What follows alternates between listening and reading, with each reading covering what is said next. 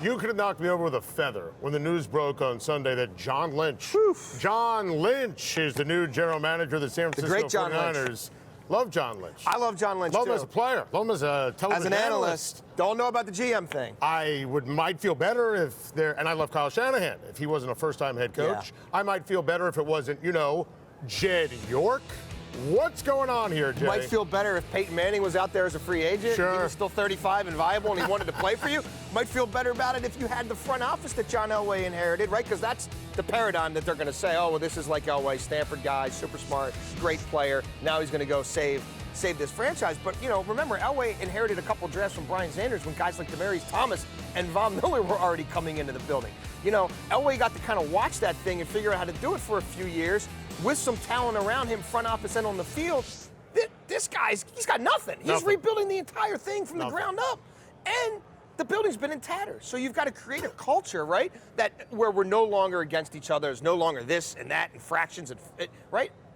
And he has no experience building franchises. Zero. I mean, it may work. Zero. And boy, they better get it right with all the personnel guys they bring in the building and all that. And 6-year contracts. Well, if you're going to go this outside the box, you might as well give every outward signal that we realize that it's not going to be built in a day and that they're going to need time to A, figure out how to do their jobs, and then B, rebuild our infrastructure, which is completely crumbled. I mean, there's no players outside of that. I mean, the defensive line, you could make the case if some guys stay healthy, could be a discernible strength, but the rest of the roster, I mean... You can make the case it's the worst in the league, and that includes Cleveland.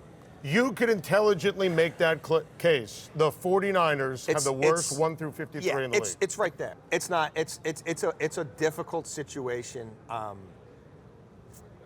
mean, I'm torn. On one side of me, I say, you know what? Go strong or go home. And so if this is your convictions, go for it. But this is the third coach in 3 years, and they finally get out of the Trent Baalke regime, and then to go this outside the box. I love the Chris Ballard hire. We talked about it on Time to Shine last week. Chuck Pagano for a year, and then? If they don't have a successful season, I think Dave Toub would be the next person from Kansas City who joins Chris Ballard and makes this leap from the AFC West to the AFC South. Ballard and Toub go all the way back to their days together in Chicago.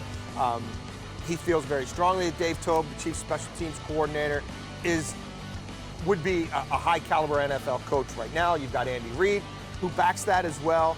But the thing is, they may win right away, Adam. If Ballard does what he does, especially on the defensive side of the ball, they could easily win 10 games. And they find 3 starters on defense, Easily. they win that division and maybe win a playoff game, and then it's like, and you know what?